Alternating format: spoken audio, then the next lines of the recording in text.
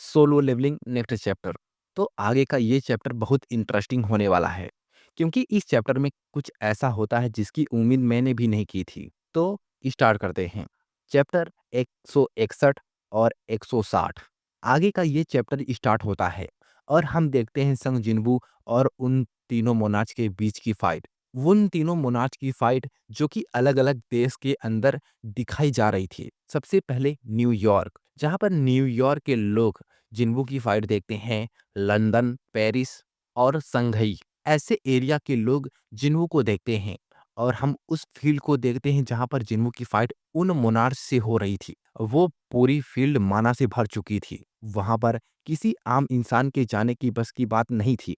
Lenard उन तीनों monarch की फाइट को देखकर सोचता है, ऐसा लगता है मानो हंटर संग जिन्हों के चारों ओर तूफान चल रहा हो। अब हम थॉमस आंद्रे को देखते हैं, जिसकी हालत बहुत बुरी तरह खराब हो चुकी थी और दो हीलर उसे हील कर रहे थे। इस पर थॉमस कहता है, वहाँ क्या हो रहा है? और लिनार्ड जवाब देता है, मुझे ऐसा लग रहा है जैसे मैं दुनिया का अंत देख रहा हूँ। क्या सच में वो संग जिनवू है जिसे मैं जानता था? और आगे हम मिस्टर बीक को भी देखते हैं, जो कि वो भी इस फाइट को देख रहे थे और उनके भी पसीने निकल रहे थे। मुझे पता था कि वो ताकतवर है, लेकिन इतने कम समय में इतना ज़्यादा स्ट्रांग होना, ये किसी मामूली इंसान के बस की बात नहीं है। आगे हम ओनो मोनार्च को भी देखते हैं, जिन्हों के शैडो सोल्जर जो फ्रोस्ट मोनार्च की कैद से आज़ाद हो चुके थे। वो लगातार बीस्ट मोनार्च और फ्रोस्ट मोनार्च के ऊपर अटैक करते हैं। वो दोनों बहुत ज़्यादा परेशान हो जाते हैं। यहीं पर क्वेरेसा, जो कि बेरू के पीछे पड़ी हुई थी, उसे अपने चाइल्ड के रूप में एक्सेप्ट करने के लिए और वो अपने हाथ से उसे पकड़ने की कोशिश करती है। लेकिन बेरू बेरू भी कुछ कम नहीं था, वो उसकी उंगलियों को काट देता है। अब हम देखते हैं क्वेरेसा के पीछे जिन्वू को, जो कि ये बात कहते हुए आगे आता है, क्रिएटर ने मुझे प्रोफेसी के बारे में सब कुछ बताया था कि मैं दुनिया को थामे रखने वाली फ्लेम के बने खंभों से मारा जाऊंगा। लेकिन उसने मुझे नहीं बताया वो खंभा सचमुच गिरेगा या नहीं। और वो क्वेरेसा के ऊपर अपने खंजर से अटैक करता है। आगे हम एक बिल्डिंग के ऊपर एक हंटर को देखते हैं, जो कि अपनी धनुष से उन मोनार्च के ऊपर निशाना लगाता है और कहता है, मैं काफी समय से खड़ा था ताकि मैं निशाना लगा सकूं, लेकिन मुझे नहीं लगता कि ये ऐसी लड़ाई है जिसमें मैं इंटरफेयर कर सकता हूं। 30 मिनट पहले से इस एरिया के आसपास की सभी बिल्डिंग पर फील्ड गिल्ड के इलाइट हंटरों को भेजा गया था और एक बार उन्हें हिंट मिलने पर वो भारी तूफान की तरह दुश्मन की ओर हमारी हेल्प करने के लिए आग बरसा देंगे और हम दुश्मन को घातक नुकसान पहुंचाने में कामयाब हो सकते हैं। लेकिन अगर ऐसा हुआ तो हम में से कितने लोग बच पाएंगे? अगर हमारा निशाना नाकाम रहा तो हम मारे जाएंगे। हमारा अपोनेंट एक मॉन्स्टर है जिसे थॉमस आंद्रे भी नहीं हरा सका। अब समय आ गया कि हम फैसला करें। अब उस हंटर के कंधे के ऊपर एक आदमी अपना हाथ रखता है और कहता है, तुम कुछ मत करो, बस बैठकर देखो कि वहां पर क्या हो रहा है। तभी वो हंटर अपने धनुष को उसकी तरफ मोड़ता है और वो उसे देखकर हैरान होता है। आगे यहाँ पर सीन शिफ्ट होता है और हम देखते हैं मिस्टर बीक को, और वो कहते हैं, वो हंटर जो जादुई जानवरों को काबू करने और लोगों को बाहर निकालने के लिए इकट्ठा हुए थे। और लिनार्ड कहता है, वो बस इंतजार कर रहे थे कि सब कुछ ठीक हो जाए। आगे हम जिन्वू को देखते हैं, जो कि अपने खंजर से क्वेरेसा को काट देता है और कहता है, ऐसा लग रहा है जैसे इस बेटल का अंत अब सामने आ गया है। क्वेरेसा, जो कि अपने बड़े बड़े हाथों से जिन्वू के ऊपर अटैक करती है और जिन्वू कहता है, ये जरूर ही जहर होगा, मगर मुझ पर ये जहर काम नहीं करेगा। और वो बिना कुछ सोचे समझे जिन्वू के ऊपर अटैक कर देती है।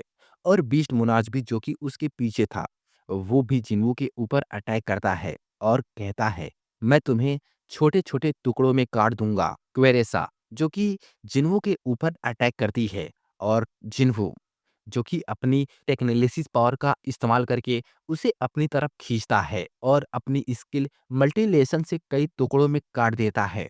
और यहाँ पर क्वेरेसा की कहानी खत्म हो जाती है। मरते वक्त क्वेरेसा कहती है, तो क्या ये मेरी मौत है? ये घना अंधकार कितना शानदार है। आगे जिन्वू का सिस्टम बताता है, you defeat the Queresa the monarch of plague and one of the ninth monarch. अब यहाँ क्वेरेसा जो कि प्लेग मोनार्च थी उसकी कहानी खत्म हो जाती है। ये देखकर फ्रोस्ट मोनार्च कहता है ये कैसे पॉसिबल है।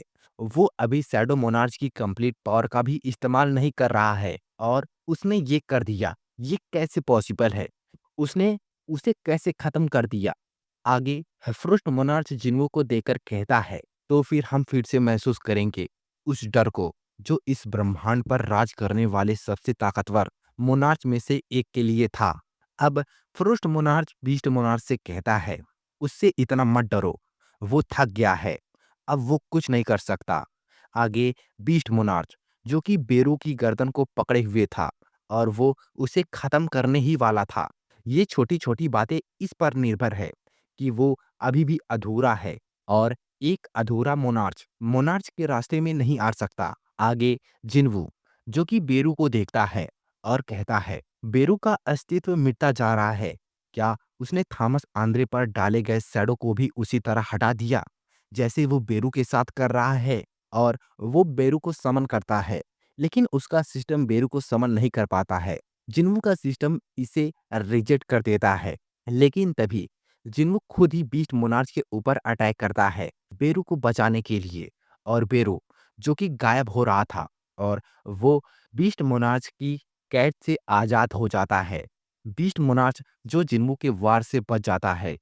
अब जिन्वू अपने मन में सोचता है मैं बेरू को बुझने से बचाने में कामयाब रहा। आगे हम देखते हैं फ्रोस्ट मोनार्च को जो कि अब अपनी आधे से ज्यादा पावर का इस्तेमाल करता है और वो पूरी बैटलफील्ड को एक बर्फ से बड़े पहाड़ से ढक देता है और कहता है इंसान तुम अपनी शक्तियों पर जरूरत से ज्यादा भरोसा कर रहे हो जिनका कोई मालिक नहीं है। और हम फ्रोस्ट मोनार्च के फाइनल फॉर्म को देखते हैं जो कि वो अपने वेपन के साथ जिन्वू के ऊपर अटैक करने के लिए तैयार था। और वो कहता है चाहे तुम अपनी शक्तियों से इन कठपुतलियों को चला भी लो, हमें सिर्फ उनकी डोरियां काटनी है ताकि तुम कभी दोबारा उन पर काबू ना कर सको। मैं कठपुतलियों को अपने कंट्रोल में जकड़ लूंगा और उन्हें बार बार ठीक करके फिर से जिंदा कर दूंगा। तो तुम्हारे सोल्जर कुछ भी नहीं बचेंगे सिवाय उन परजीवियों के जो तुम्हारी जादुई शक्ति को मिटा देते हैं। अब तुम क्या करोगे। और वो अपने त्रिशूल से जिन्वो के ऊपर अटैक करता है लेकिन जिन्वो का खंजर छोटा होने के कारण फ्रोस्ट मोनार्च का वेपन जिन्वो के कंधे पर एक छोटा सा जख्म दे देता है और जिन्वो उसके वार से बचने की कोशिश करता है।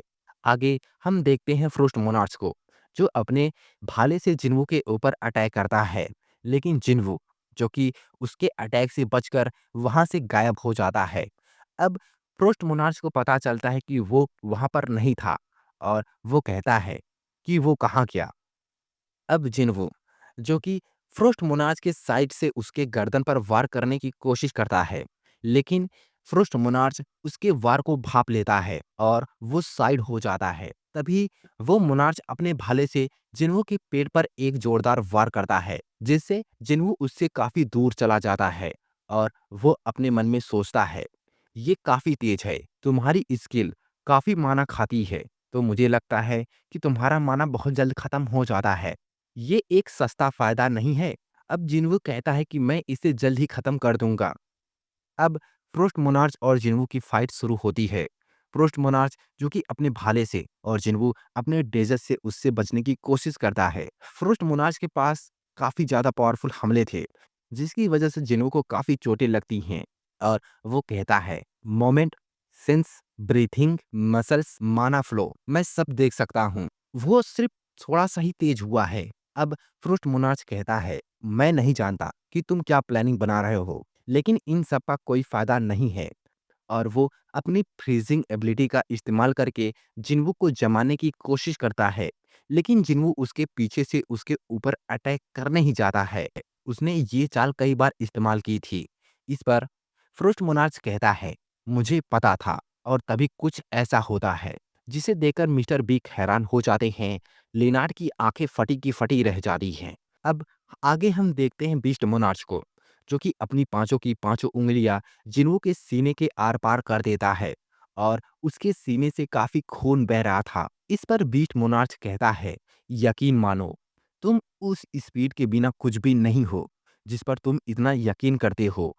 आगे हम जिन्हों को देखते हैं, जिसकी हालत बहुत ज़्यादा खराब हो चुकी थी और ये चैप्टर यहीं पर क्लोज़ हो जाता है।